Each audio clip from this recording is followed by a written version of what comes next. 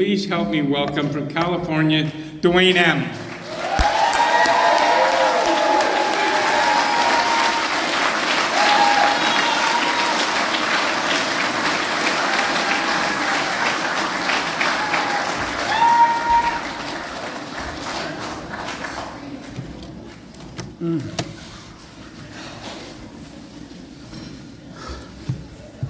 Good evening, my name is Duane Miller and I'm an addict from Reno Valley. I'm a little nervous, maybe no, I'm quite nervous. So you can bear with me. First of all, love you, Paige. First of all, I want to thank God for this day of recovery. I want to thank God for yesterday because I think it took yesterday for me to get to today. I want to thank all those people. It's a couple of white guys, born in the 1800s. I read that book, and they didn't look like me when I read that book. I thought it was a novel. And it turned out I was just like these cats. And the thing about it is, if I got what they got, if I got what they had, maybe the solution that they engaged in would work for me too. I wasn't too sure because, like I said, they didn't seem to be anything like me. Stockbroker, hustler, straight hustler, a doctor, smart guys, college educated, middle class, upper middle class at worst. I'm a poor black kid from South Philadelphia projects. They didn't look anything like me. That's because that book that I was reading it like a novel. The Big Book of Alcoholics Anonymous is a textbook. Textbook is a book used in the study of a subject. What's the subject? The subject is not more just about staying sober, it's about recovery, to get back what I lost. So I want to thank my friends, and if I don't mention you by name, it's because I'm nervous, for giving me the honor and the privilege. You got to turn this down because I'm getting to get loud. I'm just letting you know, I get excited about this shit. If y'all ain't excited about recovery, then just make it. You know what I'm saying? For giving me the honor and the privilege to share my experience, strength, and hope in the meaning of Cocaine Anonymous. It's not something that I believe that I earned. If you're new or nearly new, I want to welcome you home. Welcome you to the rooms of Cocaine Anonymous. Understand this. I'm not going to talk about who's the most important person in the room, but what I will say is this. You are the lifeblood of this fellowship. Without you, we wither on the vine and die. Now, the old timer is supposed to be the heart, but I got a question for you. How long can a heart exist without blood? Somebody knows what I'm talking about. You mean a lot to this fellowship. As a matter of fact, if I get the honor and privilege to take somebody through the 12-step recovery process, it's expertly detailed, not outlined, it's expertly detailed in the Big Book of Alcoholics Anonymous. Check this out. They are doing more for me than I could ever do for them. A whole lot of people don't get past the first few pages. I seem to hang around. You know what I'm saying? A whole lot of people don't get through the fourth step, but I seem to hang around. You know, I'm not going to say that I could do these things to keep me sober. I don't believe there's anything that I could do to keep me sober. My job is to put in the work, and God keeps me sober. So now, if you don't like the God thing, I'm good with that. You ain't got to believe in God. Just believe that I believe in God. And I know most of you guys are smarter than me. So even though you believe I'm wrong, just believe that I'm sincere in my belief. And I'm going to drop some things on you in a minute because what I'm here to do is I'm here to share my experience, strength, and hope. I'm here to share it in a general way. And my story is in 3 parts. BC, before crack. DC, during crack. And AC, after crack. That's my story. I don't know what your story's like, but when we talk about it, when we get to the crack part, you know I'm getting to the end, right? Somebody knows I'm getting. So what happened? So I'm a kid. I'm born in South Philadelphia. If you guys don't know about that, that's on the east coast, the northeast coast of the states. Urban, northeast, a lot of people in a lot of little small area, and we didn't have a lot of money, and I was poor in a poor neighborhood. And from the very beginning of my life, I felt I was different. My mother was 16 when she had me. I'm literally her 16th birthday present. My birthday is a few days after hers. She did not finish high school. I got 9 other brothers and sisters. And none of them have the same two parents as me. I don't know how you did it or what you think about the urban Northeast, but when I was coming through, I saw two-parent families. So automatically I feel less than. I don't carry my father's last name. And my father, God rest his soul, my father was popular. Somebody knows what I'm talking about. I got a sister that, God rest her soul, 6 months older than me. You know what I'm saying? And we was cool. I mean, I know that we were poor in a poor neighborhood, but I didn't know that my life was tough. Don't get it twisted. Some things happen to me that should not happen to any child. But that's not why I smoke. Some things happen to me that shouldn't happen to anyone. That's not why I drink. Check this out, y'all. I'm the product. I had some amazing teachers. My first teacher was my mom. She was an amazing teacher. She taught me how to read and to count before I got to school. So when I get to school, you know what they said about me? He's gifted. I wasn't gifted, y'all. The lady that taught me how to read and count was gifted, okay? I was just a head. So they misapply that tag to me, and I'm already having problems because I'm the smart kid in class, because I can read and I can count, you know, and I'm having problems, so I'm having physical problems. You know what they do to the smart kid in class? And I wasn't always this big. I was a little skinny guy, you know, but I had big feet, big shoulders, and a big water head. And nobody knew I was going to grow into these things. And my hairline was weird. Most people have a forehead, two head. So I just felt bad, man, about the way I look. And I'm darker than all my people. I come from a family of 5 foot tall, light-skinned people. I thought I was a fucking alien, man. I'm like, where did I come from? And they used to tease me, where'd that boy get them feet at? Look at those shoulders. My God, that boy got a big head. So I'm going to school. I'm the smart kid in class, and I'm getting into fights. If anybody knows anything about Philadelphia, it's a boxing town. So probably before I could ride a bike, I knew how to hold my hands, you know. And there's a difference between being able to hold your hands and boxing, by the way. Why? Because I came up against some boxers. It's not the same. But being able to hold your hands got me out of a lot of scraps, you know. So I'm having a lot of fights, and I'm not losing, you know. So now I got even fewer friends. Second grade, September 1966, I meet who ends up being my very best friend. And he was my best friend for 51 years. He didn't smoke, he didn't drink. He was an amazing guy. Never a crossword between us.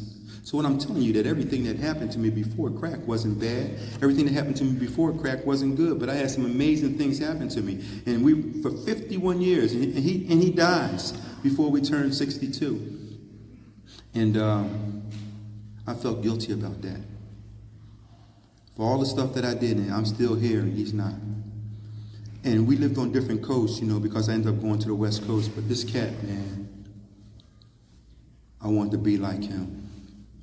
You know, so I'm going through school, you know, and I go to the smart school. They send me across town. They send me to North Philly to the school for the gifted kids. So I'm used to being a smart kid in class, and I get to the school with the gifted kids, and I find out what gifted looks like now, and I'm not even gifted. I'm not even ahead anymore. I'm still getting into fights because I come from the poor section of the city, and I'm still not losing a lot of fights, you know, but it's not helping because something's going on inside from my earliest recollection.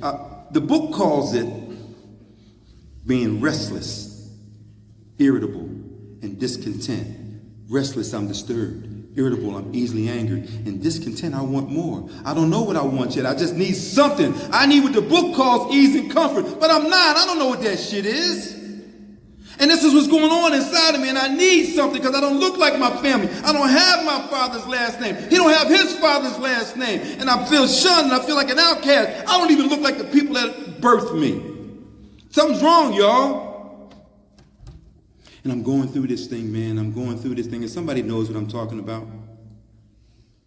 So I'm going through school. And somewhere around 12 years old, I find some stuff to, you know, smoke a little weed, do a little this, do a little that. I keep feeling the way I'm feeling. I'm in these different schools. And I'm not with the people I started out school with. And I don't have very many friends anymore. And at the age of 15, I'm in another special school because once they identify you, they keep sending you to these damn schools. I don't belong there, but it's okay. They're going to keep sending me there, right? And so I'm feeling worse because I'm not at the top of the class. I'm not even in the middle of the class, you know, but I found something that worked. Marijuana. I had smoked marijuana before, y'all, but this time it did what it was supposed to do. I came off a particularly successful track season because I can do some things. I'm athletic. I can run fast, I can run forever, and I can jump. And I could do, and that just works well for track. And I'm talking about, and I would go out and I'll try that event. That looks simple enough. And I get, that's a varsity mark. Oh, I'm gonna try this over here. Oh, that's a varsity mark. And about jumping, and by the way, I'm not that tall yet. I was growing until I was 22. I'm still like under 6 feet at this time, right? And I could jump, and I saw the high jump. I'm like, well, shit, everybody in my neighborhood can jump. We all dunk. I can do some things, right? So I get on the track team. I come off a particularly successful season. And by the way, now I'm even a grade ahead of my class because they pushed me forward a grade. So I'm actually younger than the people I'm in school with, right? And I come home, and the fellas is there, and they're smoking. I said, give me that joint. They said, wait, you? Yeah, give me that joint. And I hit that joint, and it did what it's supposed to do. It went way deep down inside and gave me even company. I blew that smoke out. Finally. Doesn't matter that I'm poor from a poor neighborhood. Finally, it doesn't matter that I don't have my father's last name. Finally, it doesn't matter all those things. I'm built funny, I look funny. It doesn't matter. Finally, what I've been looking for. See, because I had this hole in me that you could drive a Mack truck through, and that joint, it closed it up. Finally. So I went on a spree, man. I went on a run for about 12 straight years. That's all I got high, from the age of 15 to 27. And I was basically under the influence pretty much every day. At the age of 16, I got an ID from the state of Pennsylvania that said I was 26 years old, so now I could buy liquor. I didn't look like until I was 26, but I would go anyway, and they would sell it to me. So now I got status. And I became a weed dealer, so I was selling weed, y'all. And when I got to these rooms, I told you about how much weed I was selling and how amazing I was and all this shit, because I'm lying, basically. So this is what happened. I never bought more than an ounce, never sold more than a nickel, never made a penny because I was my own best customer from day one. That's the truth. See, I know some of you guys is big time dealers of all these different things. That ain't my story. I like to get high. So I'm doing this thing, right? And so what's wrong with me? Let me say it again. My name is Duane Miller, and I'm an addict. And that means I suffer from a disease of a threefold nature. And you guys kind of intimidating me because, you guys know this book. So I better be clear. And before I go any further, let me talk about some folks. Kim, Richard, Sonia, Gary, and an R. What's his name? Ryan. Man, you guys have been treated to some amazing speakers this weekend. Can we give them a hand?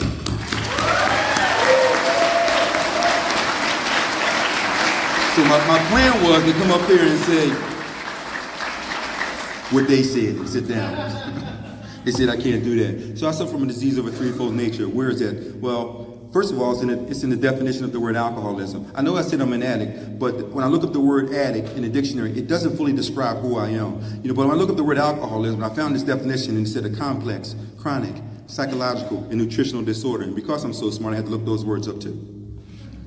Complex, two or more interrelated parts. Chronic, marked by long duration or frequent recurrence. What does that mean? That means if I'm the real addict, if I'm the real alcoholic, I don't have to be the everyday drinker or user. What separates me and makes me a distinct entity is I've developed a physical reaction to drugs and or alcohol. And they describe it as a phenomenon of craving, an abnormal craving for more. So once I put something in, more than likely I'm going to keep going. And so what's up? So psychological. That's the double up, y'all. I break the word down because I look it up and I don't get it. And it breaks it down in the word psyche and it says mind or spirit. So even Webster recognizes there's a difference between what I think I know and what I feel. How about that? And then it gets to nutritional. Nutritional refers to my body. So I have a complex, chronic mind, body, and spirit disorder. So something's wrong. What's wrong with me? What's wrong with me if I develop the allergy? But before I put one in, there's something wrong with me mentally. The big book, somewhere around 37 to 39 or somewhere around those pages, if the big book is about me, it calls me crazy about 5 or 6 times. It talks about I went to an asylum, the strangely insane idea, the insane idea went out, insanely insufficient, and all that stuff. It talks about these things. So if the big book is about me, it's calling me crazy. What else does the big book call me? Well, in the doctor's opinion, it calls me retarded. There's some retarded people in here too, huh? What does retarded mean? Well, it calls me an outright mental defective. What are they saying about me? Outright mental defective. There's something wrong with the way I think and how I process things, y'all. I don't know about you, but it just means slow to learn. Don't get all politically correct. What do you mean it means slow to learn? Well, how long did it take you to figure out crack bad? Was it the first time? See, I'm perfectly sane when it comes to the hot iron. Put my hand on the hot iron. You know, a lot of us figured it out. 2 or 3 years old. Mom and daddy said, don't touch that, it's hot. I touched it like, goddamn. Oh. I'm not messing with hot no more. I recognize how our steams, the metal changing different colors, you know. Even an iron sitting up on its heel or base, on its heel, right? Whether it's plugged in or not, I bet you don't grab it by the base. I bet you do. Because I recognize hot. I recognize things' ability to be hot. So I'm perfectly sane when it comes to hot. Why can't I figure out crack bad? Why does it take so many experiences? Why? Because I'm slow. And not only that, I saw other people getting messed up on drugs and alcohol because that's where I grew up at. And made a solemn vow that will never be me. Promise I couldn't keep. By the way, the old timers, when I first got here, they said, don't make yourself any long-term promises you can't keep. That was good advice. That was a long time ago. My sobriety date is December 30th, 1986. And what I want to tell you about that, don't clap for that shit. That's bullshit. Come on. But y'all clapping about me not doing what I knew not to do in the first place. That's low-ass standards. Come on, y'all. So, December 30th, 1986. What makes that so special to me is, I'm going to ask you guys a question. Who gets sober the day before New Year's Eve? There's something wrong with me, y'all. Matter of fact, I don't even know. I didn't know what day it was. That's why I went into the hospital, okay? You know? And that's my sobriety day. And it's the last time that I normally had a fixed pill drink or hit. But wait a minute. Shouldn't it be the next day, you guys?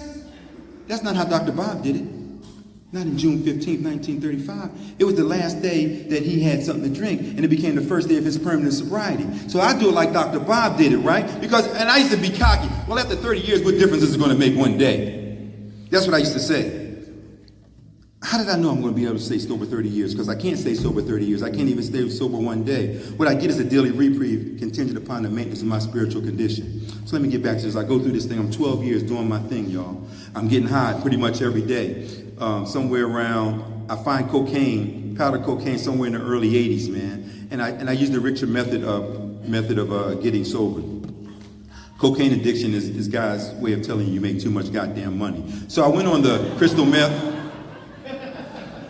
Good weed. I like good weed, y'all. I don't like bum. And Johnny Walker Red maintenance program. So I'm doing good, man. I'm not doing that cocaine, y'all. You know, and so I like to get high. Why? Because I like to get high.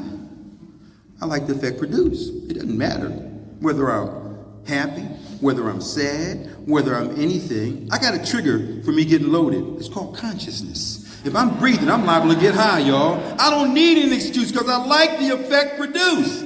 But what happened is through my continued excessive and obsessive use, I developed this allergic reaction. The allergic reaction is real simple. When I start, I can't stop. And I'm going to say some stuff that's going to make people pissed off and they ain't going to believe me, and that's okay. So my opinion is my opinion. This does not represent Cocaine Anonymous. But there is no such thing as you being an addict and you're not an alcoholic. Why do you say that, Duane? Because if you drink, what's getting ready to happen? I'm going to have an uncontrollable urge for something more. It don't matter what the more is.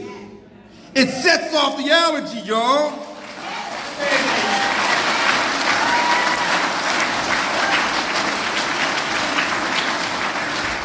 That's why the definition of alcoholic refers to me now. I am an alcoholic because I like to drink.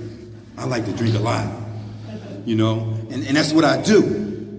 And so what happens is, man, I find that I get these things, and this is what I like to do, and I like to do it. And I get to June 1986, and they called it Ready Rock, and crack was kind of on the scene. So y'all know I'm getting ready to get to the end, right, man?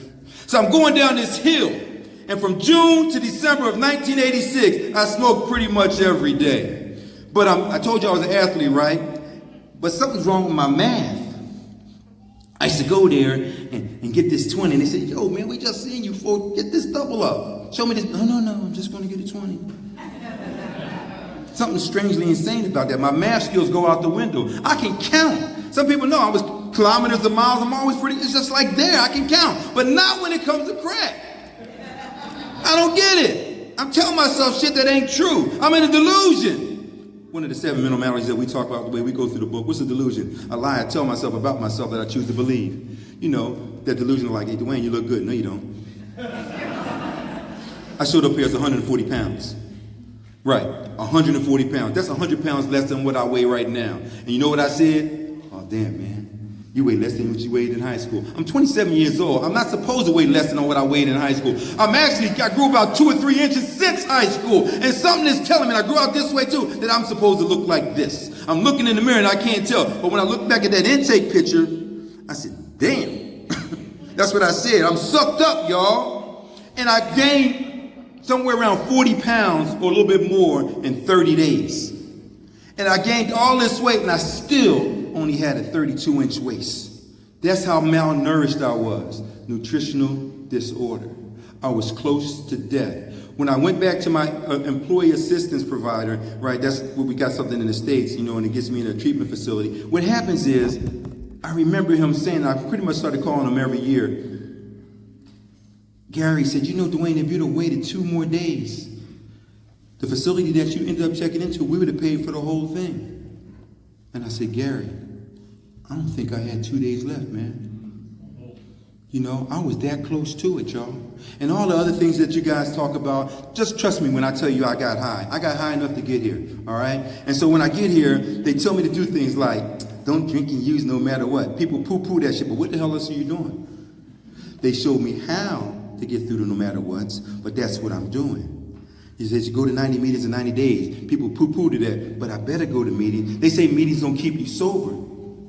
But what happens to people who stop going to meetings? I'm just asking the question. And a lot of times when people go out and they make it back in, what happened? Well, I stopped going to meetings. What's going on here, y'all? See, there's something going on inside of me. See, we understand physical exercise. We understand that if I stop doing the physical exercise, that my body will not remain the same. I got a disease that affects me physically. So I need some physical exercise to strengthen me. I got a disease that affects me mentally. So I need some mental exercises to strengthen me mentally. And at the root of what I suffer from is the spiritual malady. I need to be able to strengthen that. And so I go to this deal. You guys told me that I'm retarded and I'm crazy. We have a solution for my particular form of mental retardation and insanity. Any place else you go in the world, if you're crazy and you're retarded, it's a wrap.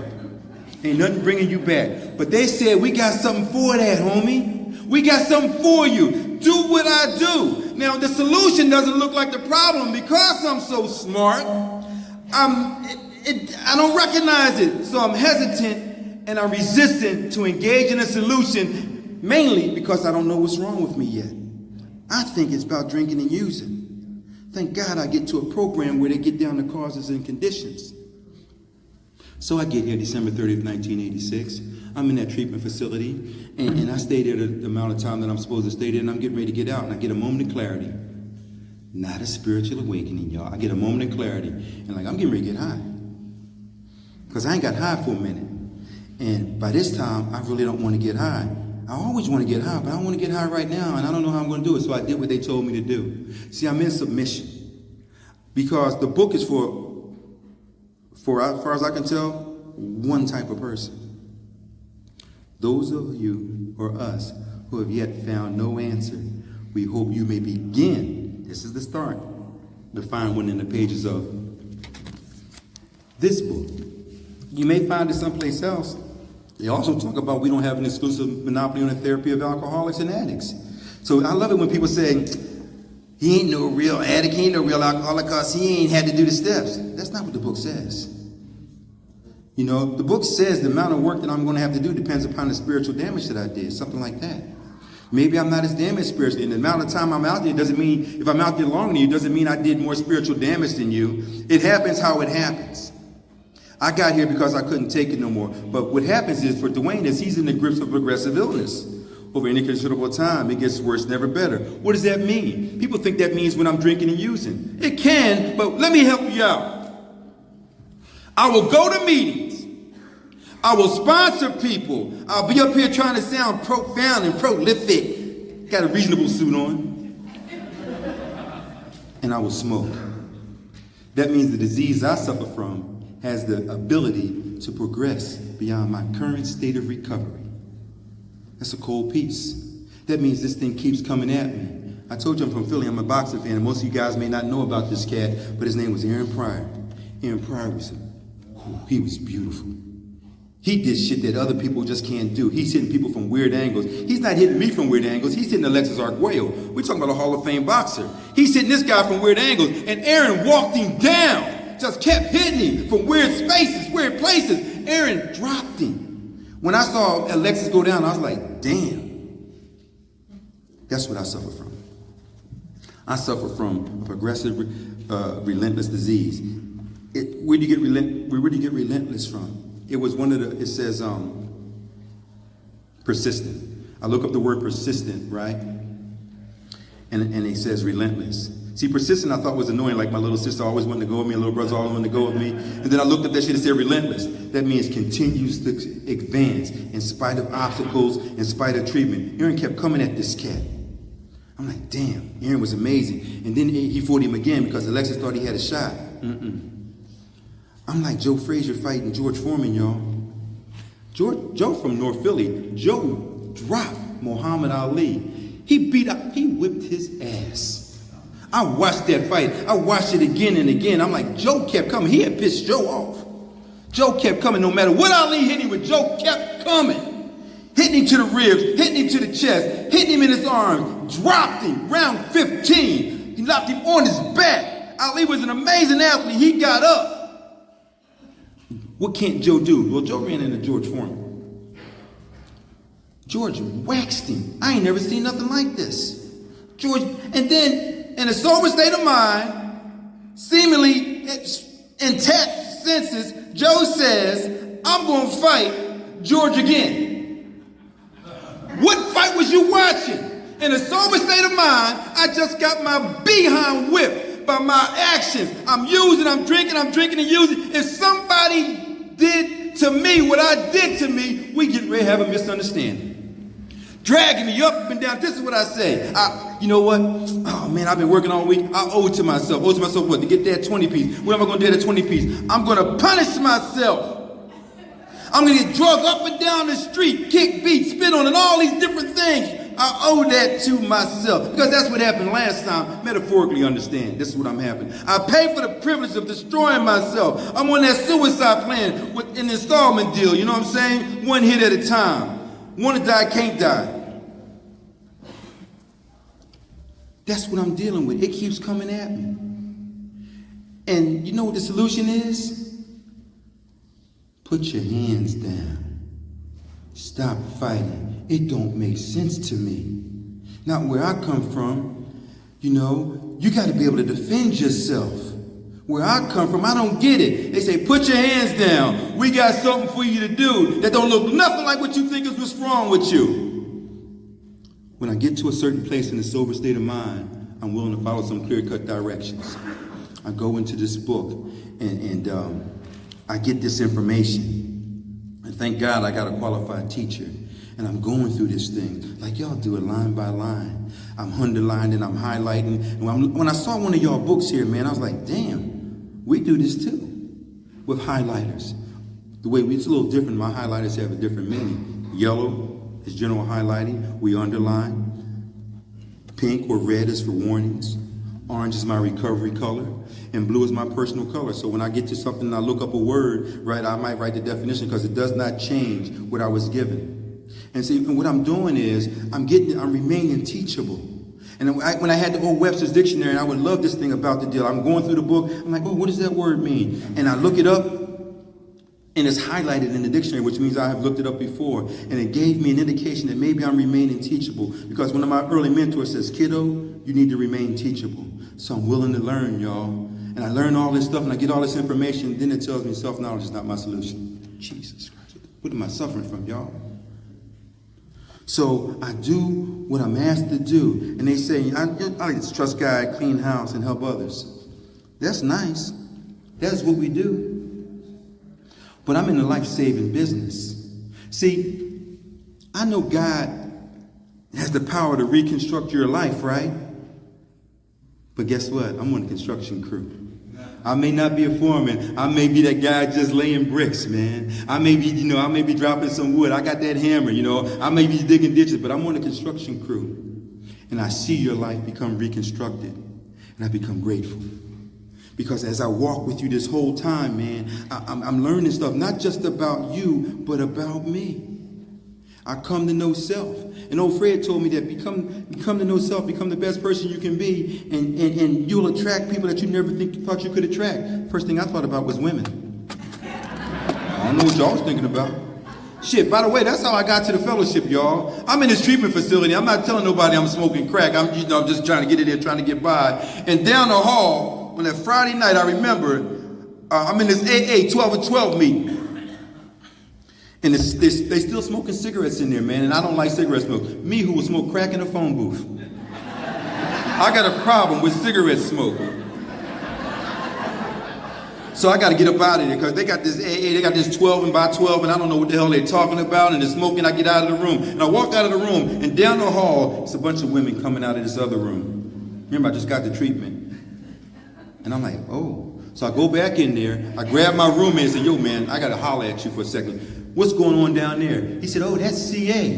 What's CA? He said, well, that's Cocaine Anonymous. You got to have a cocaine problem. First time in my life I'm willing to admit I have a cocaine problem.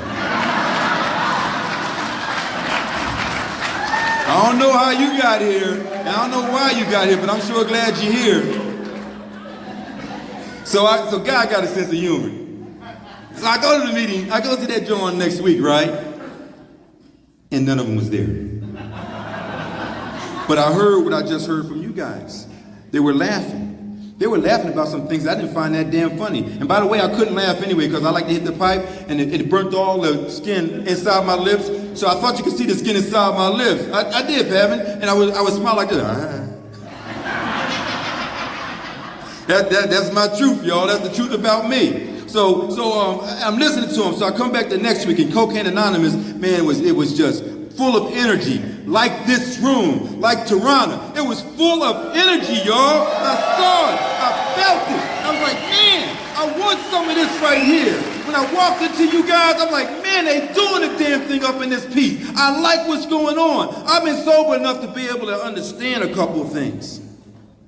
I understand what? That without God involved, I'm going to smoke. And I believe without God involved, in a sober state of mind, I'll do some worse things than I ever did when I was smoking, because that's my life. That's exactly what happened. Duane is in the grips of progressive illness. Over any considerable time, it gets worse, never better. So in a sober state of mind, Duane will pick up some other addictions. In a sober state of mind, Duane will lose his soul. No, I didn't lose my house. That's bullshit. House still here, y'all. I ain't lost. I just relinquished the ability to be the owner. That's what really happened. I mean, let's just be clear about this stuff, So page 52. You know what? I can't find my glasses. Oh, here they go. Right where I left them. I like page 52. Because page 52, we know we call it the bedevilments, but I like to call this the root of what I suffer from. In a sober state of mind, I was having...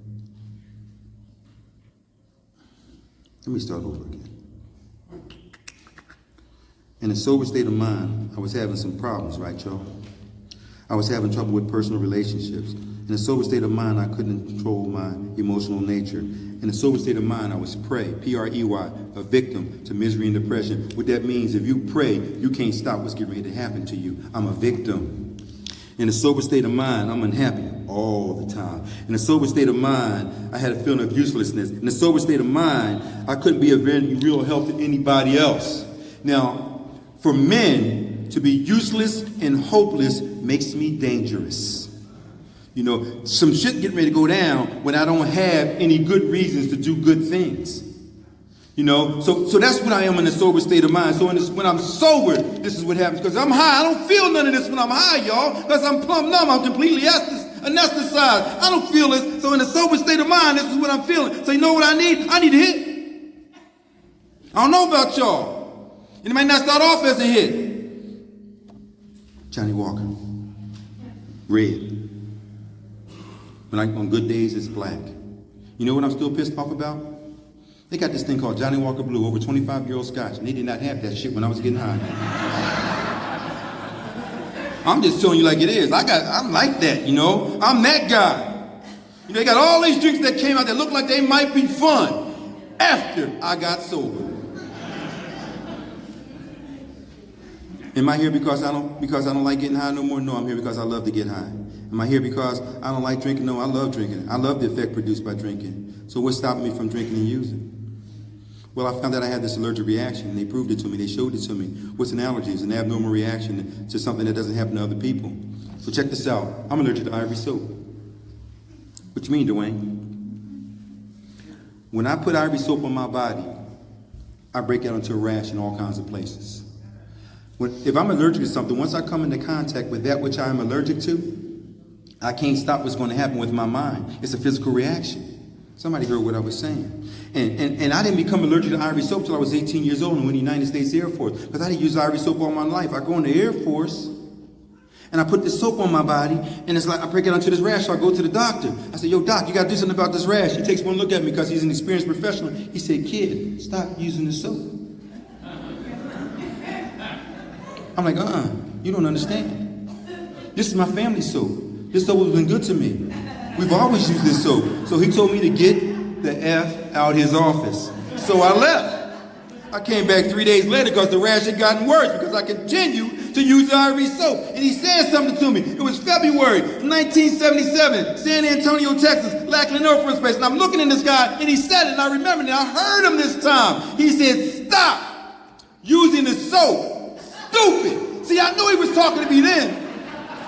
So for the last 40-something years, man, I have not had the urge to use ivory soap. Now, there may be an overreaction, but I go down the soap aisle. Ivory got all kinds of new products. They got soap powder. They got dishwasher. Ivory can't get none of my money. And I don't say when I'm going down the aisle, man, it's been a minute. Maybe that ivory soap won't do me like it did this last time. Just maybe. See, I'm perfectly sane when it comes to ivory soap. See, I'm not crazy everywhere. It's just a specific insanity that I'm dealing with. We have a specific cure, actually, for my particular form of insanity. So with all these things going on, how do you recover? Well, I do some things that don't look like it has anything to do with me. In other words, the solution doesn't look like the problem. So I'm going to these meetings. You know, I'm looking at the physical allergy. And what happens if I'm hanging out with you guys and you ain't smoking, I probably ain't smoking either. That's just how it goes. If I'm hanging out with people who smoking and drinking, I'm probably going to smoke and drink too. Why? Because if you sit in the barber's chair long enough, I'm going to get a haircut. Why? Because it becomes the natural thing to do. That's what happened at 15 years old, y'all. All the fellas was getting high. I didn't need those guys to try to convince me to get high. See, a lot of times they talk about this peer pressure. Peer pressure ain't always like, you got to do this to hang with us. Peer pressure can be real subtle. I'm hanging out with you guys, you doing it, so finally I'm going to do it. And that's what happened. So I hang out with you guys, for the most part, y'all ain't getting high. So I'm working out physically, y'all. You know, but then something wrong with the way I think because it's from a sober state of mind that I go to the first one. I can't bring to my consciousness with sufficient force what just happened a little while ago. I mean, I got beat. I got beat down. It wasn't even a real fight. But I go back to the part where maybe it wasn't that bad. Something wrong with the way I think. So I go through the 12-step recovery process. And what happens is my mind gets better.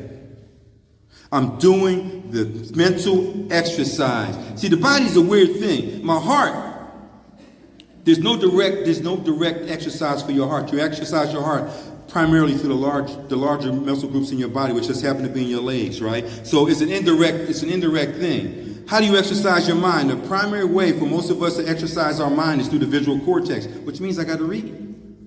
So I'm reading this book. And so what happens is my mind is changing because I'm reading this book, y'all, and some things is going down. I'm getting some information. So I'm doing what y'all told me to do. I'm going to meetings, and then, but there's something else wrong. Because page 52 is talking about the spiritual malady in depth. See, the short version of it is a sober state of mind. I'm restless, irritable, and discontent. But 52 kind of breaks it down a little bit more, y'all. The spiritual malady. This is what's really wrong with me. And so what do you do to do this thing? Well, I know if I want to be physically fit, I'm going to do something. I do some road work. I do some sit-ups. I do some push-ups. I'm going to be in shape.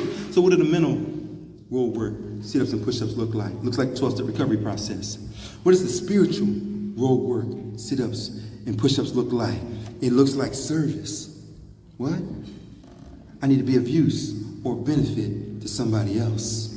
That's what the word service means. I looked it up. I had to because I wasn't sure what it means. Because I'm a successful crackhead. What does that mean? I looked up the word success. It means to get the desired result or effect. Every time I set out to get crack, I got it. So maybe being a success isn't always a good thing. Maybe some things I should fail at. So I keep doing this thing, and I keep doing this thing, and I look up and I got another day, because y'all told me it's just a day at a time. When y'all told me it was a day at a time, I said, what? All day? Oh, y'all tripping. Nothing? Oh, there's something wrong with this thing. But what happened is this guy stood up and he was slim and he was talking real fast and he was doing all, and he looked all clean cut, and he said he'd been sober for 30 months. And I said, that MF is lying. He's talking too fast. He's on speed right now. Then this lady stood up and said she had 30 days. I said, okay, how'd you do that? See, I could see 30 days. I couldn't see 30 months, let alone 30 years. See, I'm not sober because, let me just put it this way to you. I don't do unity, service, and recovery, going to meetings, hanging out with you guys, being of use and benefit to you guys, going through the 12-step recovery process. I don't do that stuff to stay sober, y'all. I do those things because I am sober. See, the God that I serve don't need my permission or cooperation to work in my life. But he set some things out that Duane needed to follow. And as while I'm doing what he's doing, he's like, got another day. And it looks the same, you know what I'm saying, guys? You see a duck going around the pond or a geese. Y'all got Canadian geese, right? By the way, I don't like those things. There's nasty ones. Anyway. We got some on the golf course I play on, and they don't even care. They do everywhere, man. I'm like, man, y'all tripping. So it looks the same, right? All the action is going on beneath the surface. I'm paddling, I'm working real hard. It may look smooth on the surface, but I'm working really hard. And there's two lines, and it's the daily reprieve line, and it's the other line, and we may look the same, but we get different results. I get to the front of the line, and I go, got another day. Go back to the end of the line, and just putting in that work. Keep putting in that work. Keep putting in that work. Because I cut a deal with God in the second step, and this is the deal. Keep me close and do my work well. D. Miller, I got everything else. It means I'm going to keep you sober. Well, wait a minute. Who am I keeping close? Well, if I believe all this stuff I've been reading, I got a new employer. And being all powerful, he can do what I just said. So if I got a new employer, how do I keep him close? Well, if you go to any big company, you get an employee manual. How about that? If you go to any big company, you get a trainer. We call them sponsors. So I get this trainer, I get this employee manual, and it's time to go to work. See, I'm not here to say you do it right or you do it wrong and all that. I'm not here to compete with you. I'm not in competition with you because we already told you we don't have an exclusive monopoly on the therapy of alcohol. So if you do the steps in 30 minutes, 30 days, or 3 years, I don't care. It ain't none of my business how you go through the steps until you ask me to be your sponsor. Then it becomes my business, and I'm going to give you what I got. And that's all I'm saying. That's because why do I do all these things? Why do I go to meetings? Why do I have these commitments? Why do I sponsor people? Why do I have a sponsor that I just met with not that long ago? Why? Because I just don't know what else to do, y'all. I needed to get to that point. This thing works. Why? I got into touch with this power that's beyond my comprehension. I got a story. I like stories. How much time I got? 3-4 minutes? Don't stop? Got some time? So I'm doing this H&I panel, and I'm sitting in the panel, right? And the guys is going around, and everybody, they talk a little bit, and we doing our thing, and we read out of the book in the panel I go to. And this guy says to us, I can't get this program. I said, why is that? He said, because I don't believe in God. The whole room went on it. I'm watching the interaction. I said, why? What are you guys afraid of? Oh, we ain't afraid. Well, maybe you don't understand that anger is normally based in fear. So you're really angry at him. What are you afraid of? Well, he don't believe in God. I said, okay, let me think about this for a second. I'm looking around the room, and I'm looking at all the different faiths that I can visibly identify. You guys don't all worship the same, but yet you respect each other's worship. Is that correct? Yes, it is. But shows you don't respect him because his belief system is different than yours.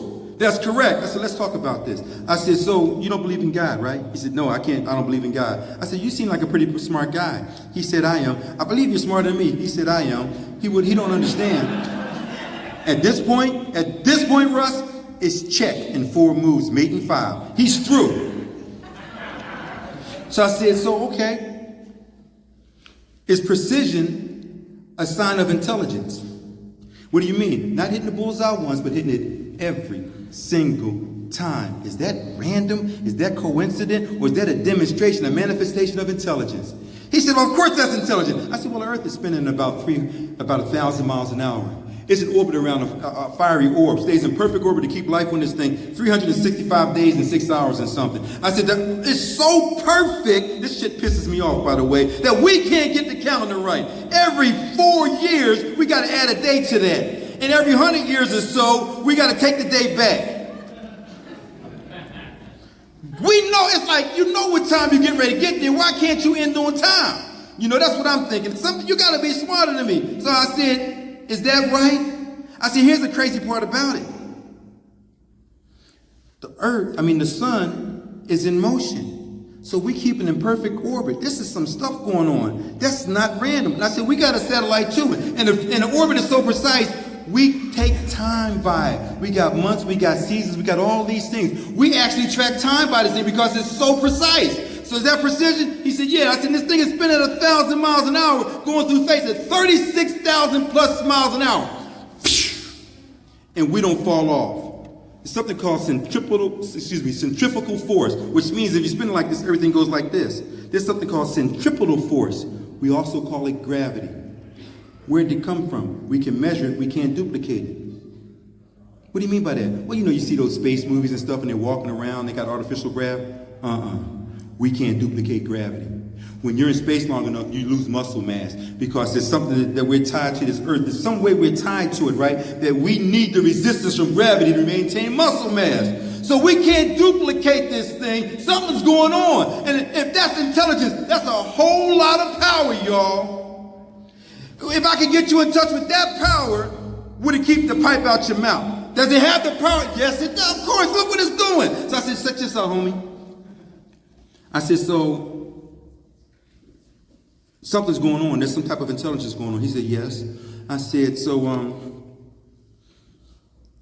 you see what I'm going, but you still don't believe in God, do you? He says, no, I don't. I said, well, check this out. Do you believe that I believe in God? Well, yeah, you believe in God. Now, even though you're smarter than me and you believe I'm wrong, you believe that I believe in God. Is that correct? Yes. You believe I'm sincere in my belief? He said, yes. I said, we can start right there. What? You don't have to believe. Just believe that I believe. And let's take that walk. And I saw the relief go, man, because y'all was talking about religion. We had the Hare Krishna back then. And, I wasn't going to be one of them cats. I thought this was a religious thing, right? And they had the Muslims. They got bow ties and bean pies. I don't want to do that either, y'all. And they got the Hallelujah chorus. I'm not with that because some freaky things, and I definitely don't want to be a Catholic.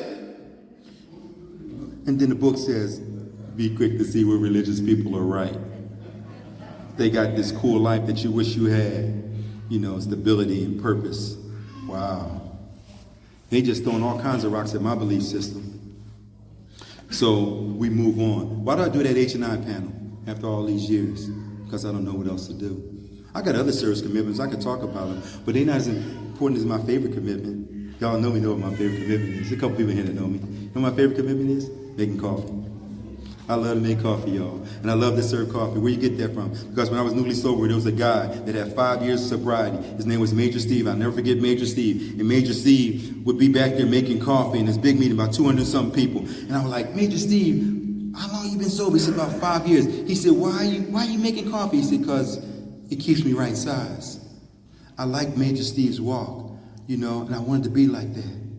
So guys got away. So about 5 years sobriety, I'm in this big meeting in Riverside. We got about 90, 100 people, right? It's big for Cocaine Anonymous back then. I got about 5 years, and I'm serving coffee. And we had a room almost this size, but we had tables going across, and everybody faced front. And the coffee deal was in the back. And I would get back there, and I would pour a carafe of coffee, and I would put all the stuff on the tray. And so you don't have to get up and walk. And I would walk around to everybody just like this, and all from the tray. You can take your cup and you can make your coffee, right? So about, I don't know how long I was into it, this guy walks up to me and says, "Hey man, you're doing a hell of a job making that coffee." I said, "Thank you very much." He said, "Man, how long you been sober?" "About 6 months." I said, "No, that's how long you've been sober." He said, "Why?" I said, "I saw you when you walked in here." He said, "So how long you been sober?" I said, "About 5 years." He said, "Why are you serving coffee?" I said, "It's the best job in the room." He said, "How you figure?" I said, "Because when I walk in front of you and I offer you that tray, whether you say yes or no, you smile. I get a smile from every person in the room. It's the best gig in the room, homie." He said, "Really?" He said, "Well, that's what I want." So I handed him the tray and I sat down. That's how we used to do it. And I watched that man serve coffee. And I watched him get there early and make coffee. You know, commitments may not keep you sober, but I know that the people that stop doing commitments, you know what? I seen what happened to them. See, we talk about me being powerless. If I can't keep the pipe out my mouth, I got to find a solution that keeps the pipe out my mouth. I need a power greater than crack cocaine, greater than how I feel about crack cocaine, greater than how I feel about me. I need that power to enter into my life and keep the pipe out my mouth. We say you don't ever have to drink and use again if you don't want to. Yeah, that may be true. 10th step says, even when I want to, I'm not going to drink and use a day at a time. So as long as I keep in fit spiritual condition, in those pages preceding, it tells me exactly what I need to do to stay in fit spiritual condition. If I got a drinking and using problem, why do I got to stay in fit spiritual condition? See, it's starting to make sense to me, y'all. So I do what they tell me to do, right? And when I want to get high, somehow I don't. I recoil as if from a hot flame. I react sanely. What? I'm not crazy no more? Not when it comes to crack? And normally, what the hell that come from? People talk about I'm not normal. Don't go into here because it's a dangerous place. You didn't read the book I read. The book I read said that I can use my brain. It gave me instructions on how to use my brain. Because after all, God gave me a brain to use. And I can use it with assurance as long as I use it under these conditions. It tells me how to do this thing, man. So yeah, when it comes to that, I ain't crazy no more. And I got some other shit that I might be doing that ain't so cool. I ain't gonna lie to you. But when it comes to this, I'm doing this because I just don't know what else to do. Sanely and normally, I've been placed in a position of neutrality. I couldn't drink even if I wanted to. That's what it says. Oh, have you ever wanted to drink, Duane? Hell yeah. Grandma died in Philly. I drove home with 3 kids and a wife, and one of them was a newborn, so this is 1988. In less than 3 days, crying all the way. Mom was gone. I was messed up, y'all. My mother passed. She was only 57 years old, right? I'm 41 at the time, so that makes it somewhere around year 2000. She's gone, man. Because of some things that she had this disease called diabetes. You don't take care of it, it kills you. I got this disease that's like a cancer. Don't take care of it, it kills me. How about that? Somebody's drawing a parallel here. Somebody knows what I'm talking about. I wanted to get high, y'all. I had 9 other brothers and sisters. Remember those cats? It was 6 boys, now there's 4. 2 of them died as a direct result of this disease. And they're both younger than me. And I remember Mom saying, "Can't you do something for your brothers?" "No, Mom. Why not? Too close to me."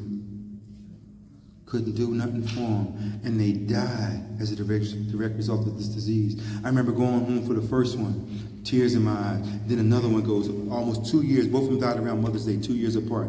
I remember going home and I remember having this tearful plea, brought the emotional appeal from selling the fights. I remember talking to my brothers and sisters and saying, "Listen, y'all, I'm older than all y'all. Y'all can't do this to me no more. I need to be the next one to go." I meant that shit.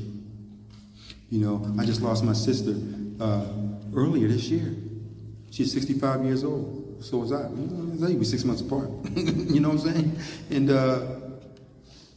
She estranged herself from our family because of some things that happened to her. I see the devastation that happens to people and the paths they take. And then I'm looking around this room and realize that y'all some of the luckiest cats I ever met. I told myself I'm one of the luckiest MFers I ever met. I know what my life was about, and I'm not getting high today. You know, I've been some places. I got this business, y'all, because, you know, it talks about on page 52 that the job won't fix me, couldn't make a living. It talks about that. Sober state of mind, I couldn't hold a job. So I'm just messed up, y'all. And God puts me in this little business, and I get my hustle on. You know, I'm about to hustle. How much? Okay. I'm about to hustle, y'all. So I get this little thing that I'm doing, man. It's so long ago I'm putting in phone jacks. Who gets phone jacks in their house now, right? I'm putting in phone jacks. That's how long ago it was, right? And I'm barely eating. And then my oldest son, I go get him, and he's doing it with me, right? And we starving. We starving, y'all. And what happens is, I say, listen, man, I got some contacts with the phone company. I can get you a job. You need to go get this job at the phone company because I haven't been let go, but I still got contact. He said, I'm not leaving you. I said, you got to go. We starving. He said, I'm committed to you. Boy, what you know about commitment? He said, I know when we was little, people was telling you that you should leave mom and that the kids would be okay. It's not worth it. And you told them that we were. I said, you heard that? He said, I heard that. You know why I did that, y'all? Cocaine Anonymous. See, everything I have today should be stamped, should be engraved, should be courtesy of Cocaine Anonymous. You know, my kids are middle-aged right now, 37, 41, and 44. And that guy, well, he'll be 44. And that guy stood with me the whole time, side by side. I'm not leaving you. Me and his mother got divorced 30 years ago. Yeah, about 30 years ago. I'm not leaving you. Because they used to go to meetings, y'all, when they was little. You know, and I would hold him in my arms. The baby was a little guy. He was born when I was about 90 days old, and I have him in my arms because I didn't have a babysitter. So people used to say to me, oh, you don't know what it's like to have little kids. I'm like, yeah, okay. You don't know what it's like to have babies in me? Okay. That's why some babies back there, they crying and rocking around, and they making a lot of noise. I'm like, and they say, be quiet. I'm like, leave them kids alone. Better here than in the crack house. You know what I'm saying? If those kids are disturbing you, move to the front. That's all I'm saying. Because when you want to get something, if I want to get something, ain't nothing stopping me from getting it. If I want to hear, I'm going to hear it. Y'all can't stop that. It's when I got these reservations that I'm going to have a problem. But Duane is in the grips of progressibility, so for any considerable time it gets worse, never better. What does that mean? That means in a sober state of mind, I will get distracted. In a sober state of mind, I will think I'm something that I'm not. In a sober state, here's the best one. I get this inventory, right? You know what I say? I'll do it later. I fall for that shit every single time. I must be fucking retarded. Every time I fall to that, right? You know, it's just like, I don't get it. But you know what? I get to stay here, man. And I get to do what you guys do. And I get to enjoy what you guys do. And I get to celebrate Toronto. Let me give yourself a hand, Toronto.